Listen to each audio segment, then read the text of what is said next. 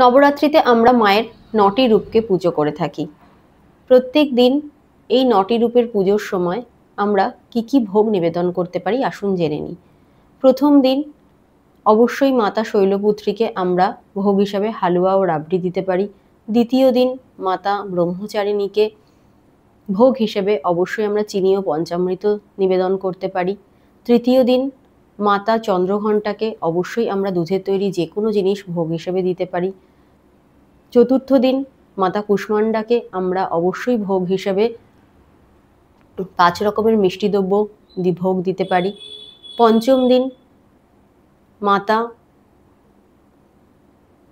স্কন্দমাতাকে অবশ্যই আমরা ভোগ হিসেবে দিতে পারি কলা এবং গুড়।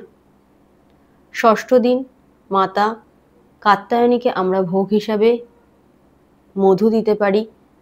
সপ্তম দিন কালরাত্রি দেবীকে অবশ্যই আমরা ভোগ হিসাবে গুড় দিতে পারি। অষ্টম দিন মাতা গৌরীকে আমরা ভোগ হিসাবে নারকেল দিতে পারি এবং নবম দিন মাতা সিদ্ধিদাত্রীকে ভোগ হিসাবে আমরা ছোলা এবং হালুয়া অবশ্যই ভোগ নিবেদন করতে পারি।